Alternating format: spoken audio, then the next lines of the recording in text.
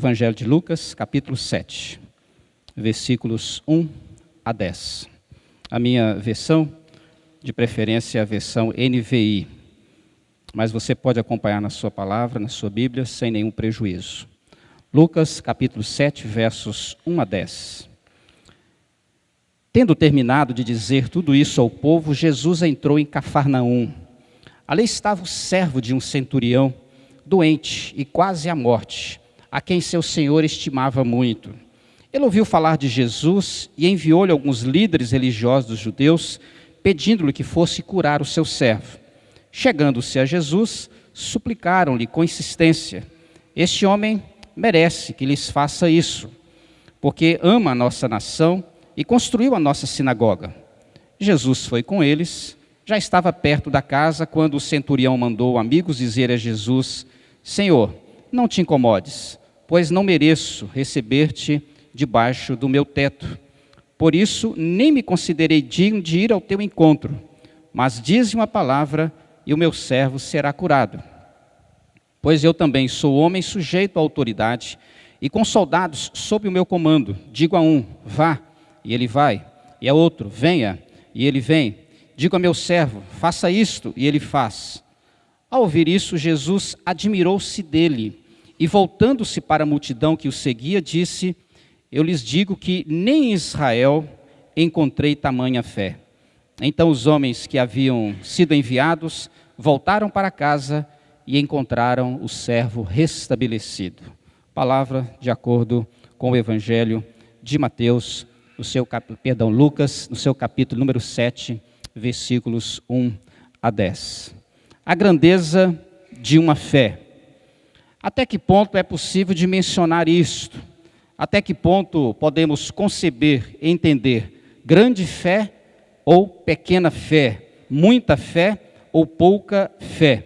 O Evangelho de Marcos, no capítulo 11, Jesus falando aos discípulos, ele disse: tende fé em Deus, porque em verdade vos afirmo que se alguém disser a este monte, ergue-te e lança-te no mar, e não duvidar no seu coração, mas crer que se fará o que diz, assim será com ele. Por isso vos digo, que tudo quanto em oração pedirdes, crede que recebestes, e assim será convosco. Jesus está dizendo que a fé, conforme cantamos, pode mover montanhas. É óbvio que as interpretações ficam um tanto divididas nesse texto, mas o que nós entendemos não é necessariamente que a fé tenha a necessidade de mover montanhas, até porque não faz nenhum sentido mover montanhas. O que Jesus está nos ensinando é que a fé é capaz de tratar todas as dificuldades aparentes. Aquilo que parece ser impossível ao homem é possível para Deus, e o homem experimenta isso por meio da fé. Os destaques, portanto, que nós temos e ênfases dessa passagem implicam em algumas coisas. Primeiro, que a grandeza está no Deus em quem se deposita a fé. Não é a fé que é grande, é o Deus da fé que se torna grande, que é feito grande.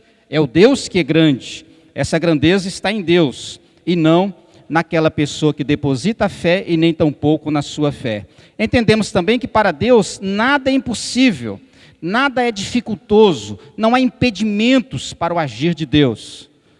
O próprio Deus já disse: agindo eu, quem impedirá? Não há qualquer tipo de possibilidade de que as ações de Deus sejam impedidas. E também entendemos por essa passagem que existe sim a fé que é grande e existe também a fé que é apequenada. Se você pede algo para Deus e não crê no seu coração, pode ser que isso comprometa a sua própria experiência. Mas quando você pede algo para Deus, ainda que seja algo muito impossível aos seus olhos, mas se você crer neste Deus que tem todo o poder, inclusive de mover montanhas, você pode alcançar a bênção. É isso que essa passagem nos ensina. Essa narrativa que nós lemos, Jesus curando o servo de um centurião, é uma história bastante irônica. Porque veja só, nós temos aqui um comandante romano buscando socorro de Jesus. Os romanos estavam ali para perseguir, oprimir os judeus, não pedir favor. É algo não frequente, incomum, porque eles eram inimigos. Temos aqui um comandante romano, amigo dos anciãos. Tanto é que os anciãos dizem, é eles que intercedem pelo centurião, pedindo a graça, o favor de Cristo em favor do seu servo.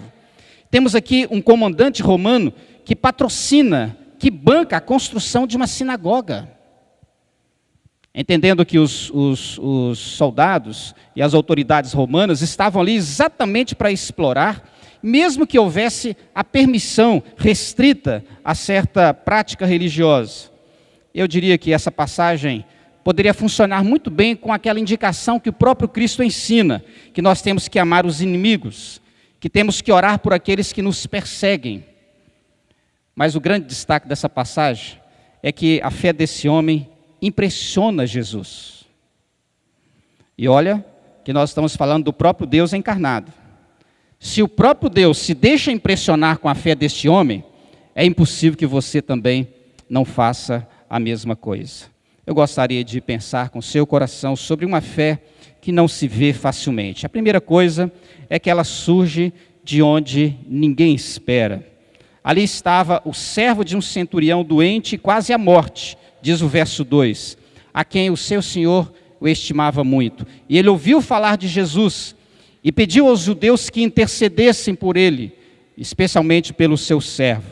Seria extremamente natural, normal, que a fé surgisse nestes dias no coração de um judeu, no coração de qualquer outro religioso, ou quem sabe até de um estrangeiro vizinho. Mas é inadmissível para aqueles dias, e às vezes para os nossos dias também, imaginar que um comandante do exército romano, um homem que liderava 100 soldados romanos, por isso é centurião, que esse coração tivesse algum resquício de fé e crença em um Deus. Dificilmente. Para o soldado romano, o imperador era Deus. A própria Roma era uma deusa. O império era o seu grande Deus, não o Cristo. Um homem que pouco ou nada sabia das Escrituras, talvez da história, uma compreensão diminuta, limitada da lei de Israel. Eles não entendiam os trejeitos religiosos dos judeus. Um homem que desconhecia ou conhecia muito pouco da aliança de Deus com o povo judeu. Um homem que estava ali e tão somente estava ali para explorar, para oprimir Judá. Pensar o contrário disto é ser muito otimista. A fé surge no coração de uma pessoa que ninguém poderia imaginar que pudesse crer. Outro detalhe, os judeus dizem aqui para Jesus que ele ama Israel a ponto de construir uma sinagoga, está no versículo 5. Ele era misericordioso, era um homem generoso, um homem bondoso. E o conteúdo do seu pedido, a essência do seu pedido, era para que o favor de Jesus curasse a enfermidade de um escravo. Outro detalhe interessante, um romano que possuía um escravo a quem ele estimava. O seu pedido primava pela recuperação, pela cura do seu criado. Portanto, um homem que tem um coração diferente, que consegue ser mais do que o esperado. E de uma maneira muito profunda e especial, ele manifesta a sua fé. De onde menos se espera, surgem coisas assim, pessoas crendo. Todos nós já ouvimos falar de Paulo, antes Saulo.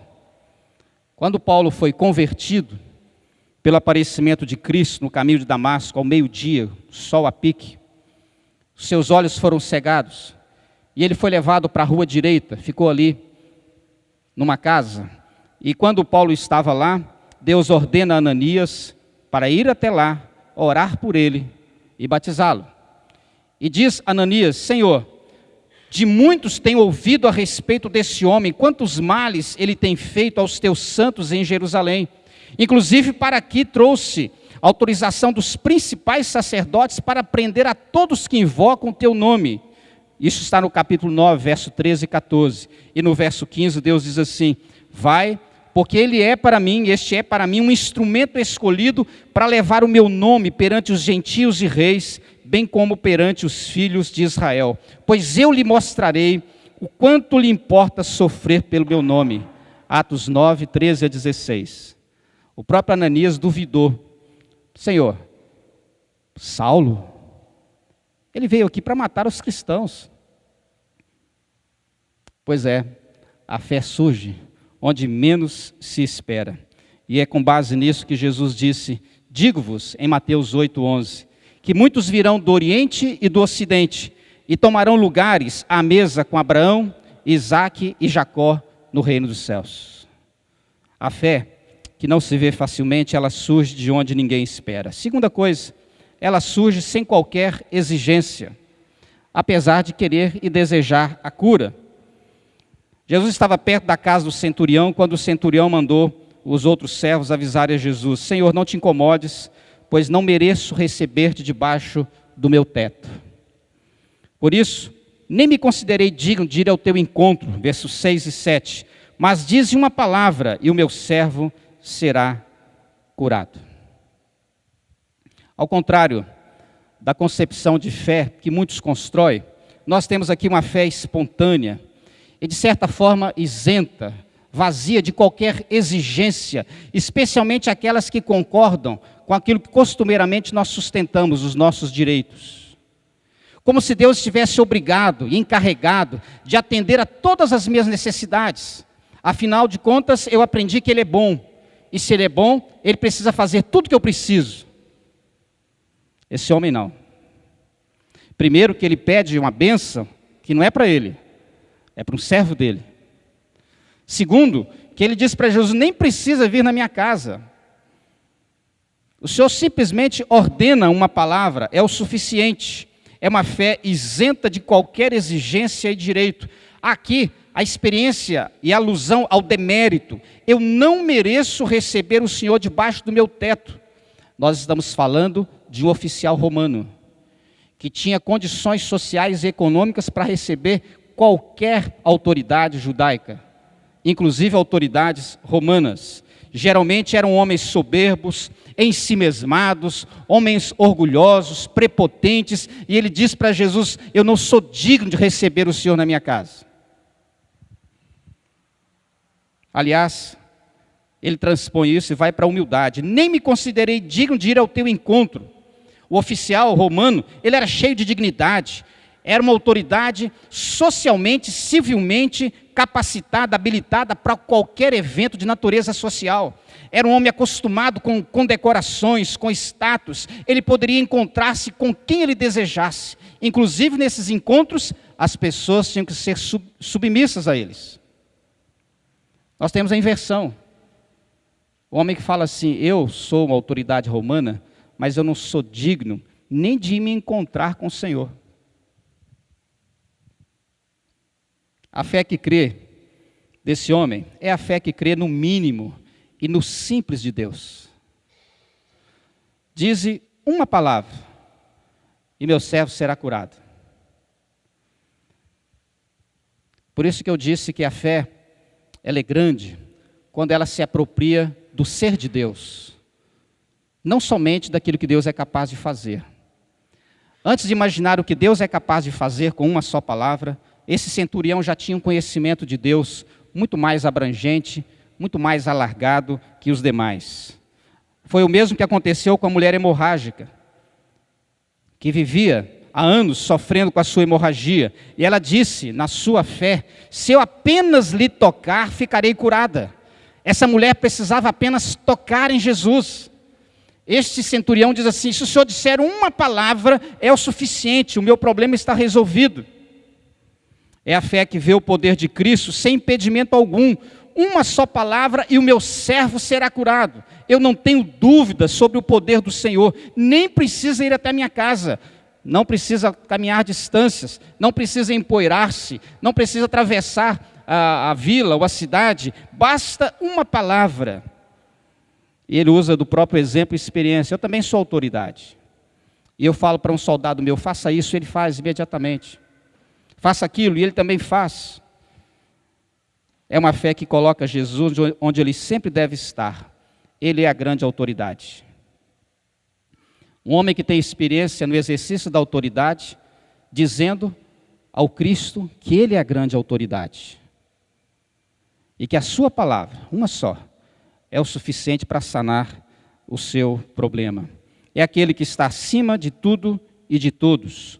Um Jesus que tem autoridade, que foi muito questionado próprios judeus, que perguntavam para ele lá em Mateus 21, 23, com que autoridade faz estas coisas? E quem te deu essa autoridade? Esse homem sabia que Jesus tinha autoridade. A fé deste homem é aquela que reconhece a grandeza de Jesus, sua posição acima de tudo e de todos. Ele sabia quem era Jesus, e isso bastava para a sua necessidade. Jesus, simplesmente Jesus, era suficiente para atender a demanda, a necessidade, ao clamor e à urgência deste homem. Uma fé que não se vê facilmente. Ela surge de onde ninguém espera. Ela surge sem qualquer exigência. E a última lição é que ela alcança tudo aquilo que almeja. Jesus ficou impressionado. Diz o texto, admirou-se, versículo 9.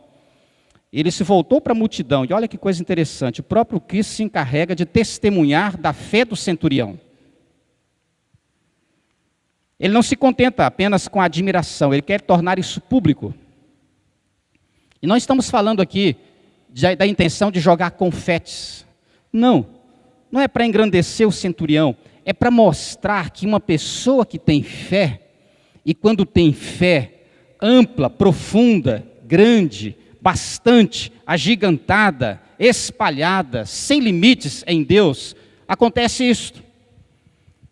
Eu lhes digo que nem Israel, percorri o país inteiro, encontrei fé do tamanho desta. As impressões de Jesus ou a sua admiração, ela diz respeito à fé desse homem que é genuína, verdadeira, legítima, precisa, lícita. Não é uma fé que vem acompanhada de outras situações agregadas. É uma fé pura, simplesmente uma devoção, uma confiança estabelecida, decidida e firmada no Cristo. Ela também diz respeito à pessoa do centurião. Gente incrédula, de coração empedernido, petrificado, duro, resistente, insensível, que aqui demonstra uma profunda sensibilidade, um profundo quebrantamento. É uma fé que está acima de toda a fé que Jesus viu. Nos limites de Israel, Jesus nunca viu ninguém crendo assim.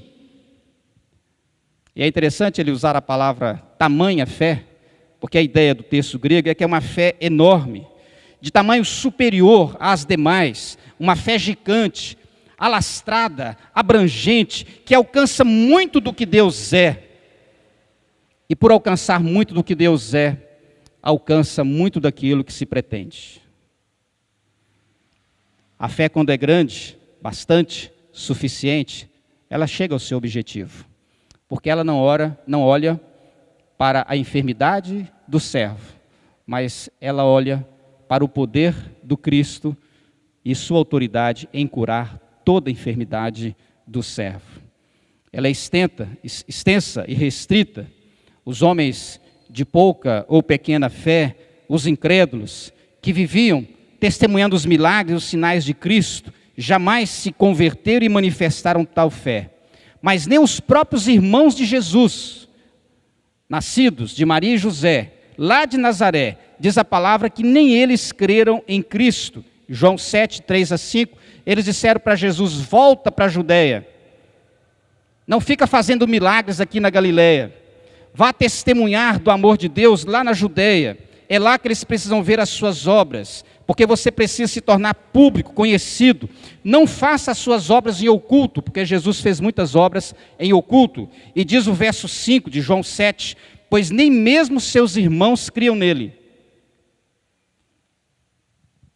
A própria família de Jesus, com exceção de Maria e Tiago, inclusive que escreve a epístola, nenhum deles criam em Jesus. Irmãos do próprio Cristo.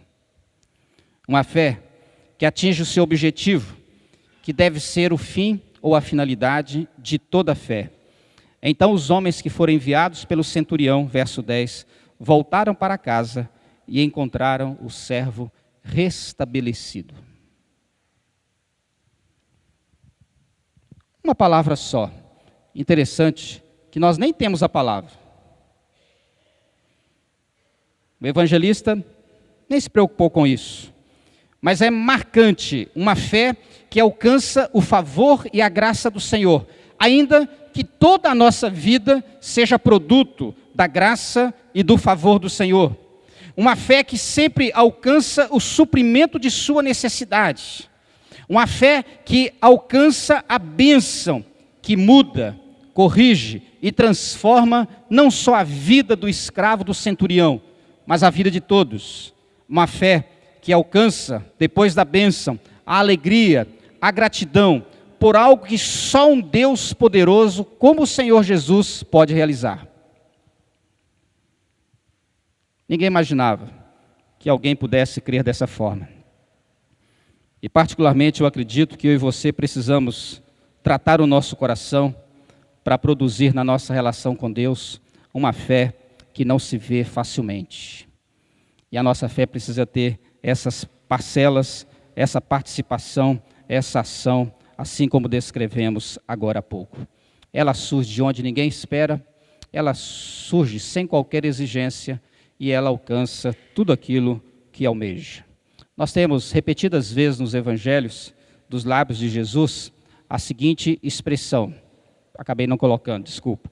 Tua fé te salvou. É uma expressão que acontece várias vezes no evangelho de Lucas, uma vez pelo menos em Mateus, 2 vezes em Marcos. Até que ponto, pergunto eu, existe verdadeira fé dentro de nós? Mas a fé dentro de nós, ela não tem que ser contemplada a partir de uma visão introspectiva. Não é olhando para dentro de mim, muito pelo contrário, é olhando para Deus. Eu só posso ampliar, dinamizar, tornar movimento a fé em Deus quando eu parto do seguinte princípio: eu preciso saber mais de Deus, porque quando eu sei mais de Deus, eu tenho mais chance de ter mais fé em Deus. Até que ponto existe verdadeira fé dentro de nós? Pergunto ainda, o que esta fé firmada em Deus é capaz de gerar? Quais são os frutos, os resultados que a nossa fé em Deus já produziu? Eu diria que na relação com Deus, pela sua graça e misericórdia, nós nem precisaríamos da fé. Mas Deus se encarregou de nos dar a fé, de permitir que nós desfrutássemos dele por meio da fé. Ainda que Deus fosse um desfruto fiel, Ele está à nossa disposição nesse sentido. Podemos desfrutar dele, independente da nossa fidelidade, da nossa fé. Já usufruímos de Deus, mas pela sua graça, Ele provê a fé. E a pergunta que se faz é, o que esta fé que você tem em Deus é capaz de gerar na sua vida, no seu coração, nas suas lutas, nas circunstâncias, no dia a dia? Nós temos aqui uma fé que não se vê facilmente. E o desejo do meu coração é que você tenha esta fé dentro de você, para a sua alegria e para a glória de Deus. Amém.